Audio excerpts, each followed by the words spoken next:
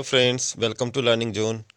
इस वीडियो में हम लोग स्टैटिक जीके का जो सीरीज कर रहे थे आरआरबी एनटीपीसी सीबी 2 का, उसका प्रैक्टिस सेट 2 करेंगे, जिसमें हम प्रश्न जो टोटल 25 करने वाले हैं। लेकिन आपको क्या करना है, जब मैं प्रश्न जो रीड करूंगा तो आपको खुद का मतलब इवैल्यूएशन खुद से करना है। आप उनको प्रश्नों का जो जवाब जो है आप कॉपी पर लिखें और बाद में टोटल मैच करें कि हाँ मैंने कितना सही किया। तो इस तरह से आपका इवैल्यूएशन भी हो जाएगा। तो स्टार्ट करते हैं। पहला प्रश्न है, निम्नलिखित संक्षिप्तियों में से कौन सी संक्षिप्ति भारतीय अंतरिक्ष कार्यक्रम से संबंधित संगठन के लिए प्रयोग की गई है? तो वो है इसरो। इसरो का मुख्यालय कहाँ है? बेंगलुरु में। और इसका फुल फॉर्म क्या है? Indian space research organisation. तो आपको यहाँ पे बताना था कि ये जो कौन सी शॉर्ट फॉर्म है जो भारतीय अंतरिक्ष कार्यक्रम से रिलेशन रखता है, तो दैट इज़ इसरो। दूसरा प्रश्न है, प्रोफेसर सतीश धवन अंतरिक्ष केंद्र निम्नलिखित में से किस राज्य में स्थित है?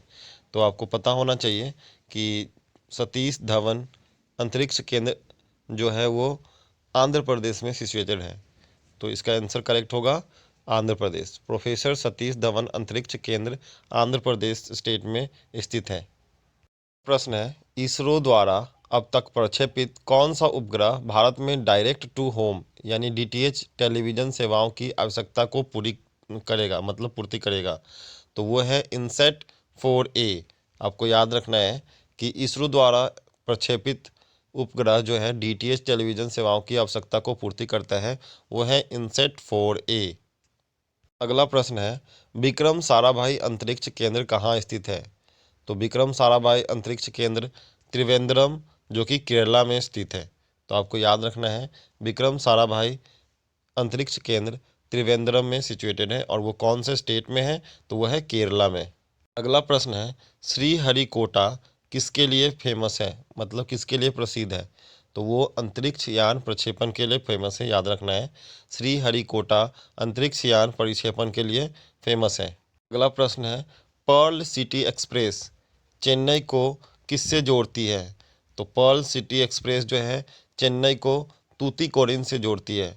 तो याद रखना है pearl city express connects Tuticorin through Chennai, मतलब चेन्नई को टूटीकोरिन से जोड़ती है। नेक्स्ट प्रश्न है, भारत का सबसे लंबा समुद्री पुल जोड़ता है? तो यानी भारत का सबसे लंबा समुद्री पुल जो है वो जोड़ता है बांद्रा से वर्ली तक को। तो इसका फर्स्ट जो आंसर जो होगा ऑप्शन फर्स्ट ऑप्शन होगा। प्रश्न है, Bangalore metro rail corporation limited यानी कि BAMRCL ने किस कंपनी के साथ कोनप्पना अग्रहारा स्टेशन निर्माण के हेतु MOU मतलब हस्ताक्षर किया है? तो वो है इन्फोसिस। यानी Bangalore metro rail corporation limited ने इन्फोसिस के साथ मतलब हस्ताक्षरित किया है। किसके लिए? तो कोनप्पना अग्रहारा स्टेशन के निर्माण हेतु। नेक्स्ट प्रश्न है, भारतीय रेलवे अधिकतम राजस्व प्राप्त करता है तो किससे? माल ढुलाई से। यहाँ पे जो गुड्स का जो कैरी होता है वो सबसे ज़्यादा और उसी से इसका कर ज़्यादा, मतलब जो राजस्व जो है वो प्राप्ति होती है, मतलब इससे कलेक्शन ज़्यादा होता है। तो भारतीय रेलवे अधिकतम राजस्व प्राप्त करता है किससे? माल ढुलाई से। अगला प्रश्न है, स्तनपान सप्ताह कब होता है? तो स्तनपान सप्ताह जो होता है अगस्त महीने में होता है और वो भी अगस्त के पहले सप्ताह में, यानी 1 से 7 अगस्त तक। तो याद रखना है स्तनपान सप्ताह कब होता है? 1 से 7 अगस्त तक। फ्रेंड्स, अगले प्रश्न की तरफ बढ़ते हैं।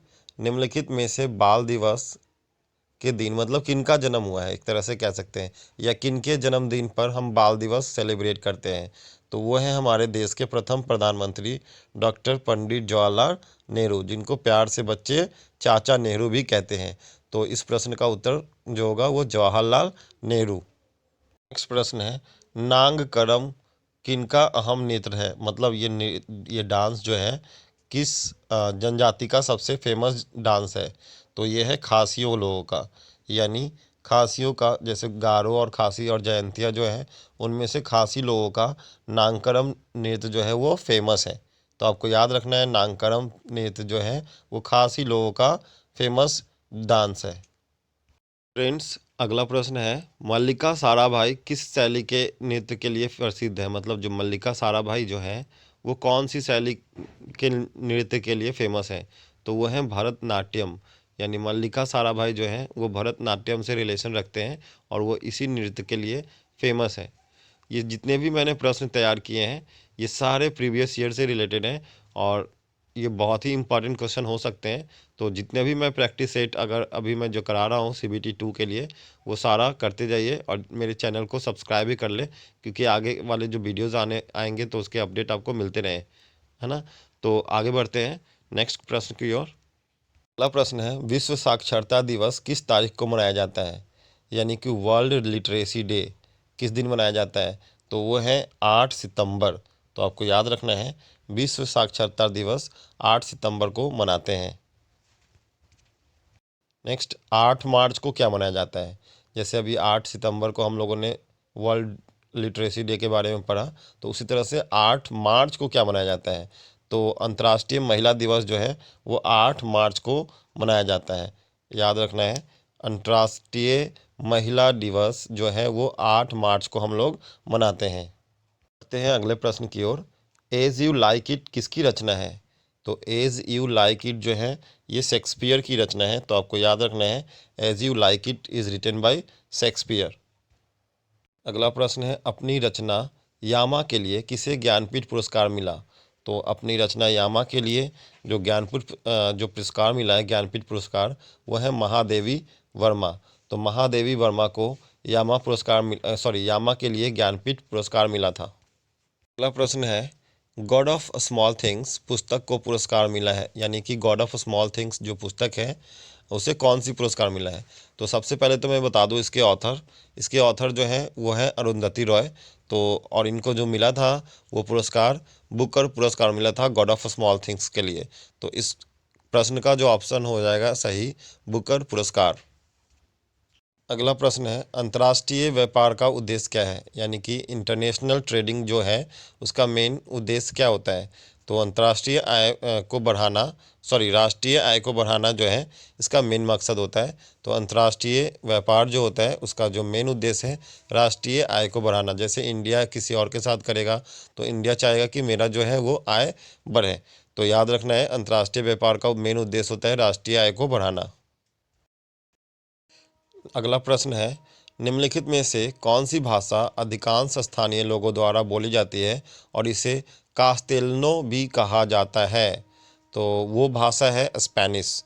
याद रखना है ज़्यादातर स्थानीय लोगों के द्वारा बोली जाती है ये भाषा और इसे कास्तेल्नो भी कहा जाता है। तो डेट इज़ स्पेनिश। अगला प्रश्न बहुत ही ज़्यादा इम्पॉर्टेंट है, भारत का कौन सा शहर सिटी ऑफ पैलेसेस के नाम से जाना जाता है? तो ये है टीपू सुल्तान का शहर जिसे हम कहते हैं मैसूर। तो मैसूर को हम क्या कहते हैं? City of palaces. प्रश्न है, भूटान की राजधानी क्या है? तो भूटान की राजधानी है क्या? थिम्पू। भूटान एक गरीब देश है और जिसकी कैपिटल थिम्पू है। अगला प्रश्न है, निम्नलिखित में से किस भाषा को भारत सरकार द्वारा शास्त्रीय भाषा का दर्जा नहीं दिया गया है? तो वो है प्राकृत।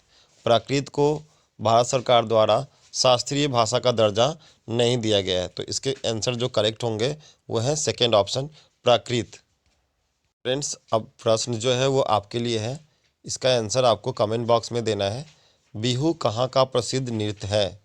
बिहू कहाँ का प्रसिद्ध नृत्य है? पिछले जो मैंने वीडियो बनाए थे उसमें मैंने एक प्रश्न पूछा था कि जो पोंगल है वो कहाँ का फेस्टिवल है? तो वो था, उसका करेक्ट आंसर होगा केरला। फ्रेंड्स अगर आपको लग रहा हो ये मेरा वीडियो जो है बहुत ही बेनिफिशियल है तो प्लीज़ मेरे चैनल को लाइक करें, शेयर करें एंड सब्सक्राइब करें। एंड हाँ, बेल आइकन हिट करना ना भूलें, क्योंकि आगे के नोटिफिकेशन आपको मिलता रहे कि हाँ मैंने जो प्रैक्टिस सेट लाया है उसका पहले आपके पास पहुँचे और आप सबसे पहले देखें। तो बेल आइकन हिट करना ना भूलें। Thank you.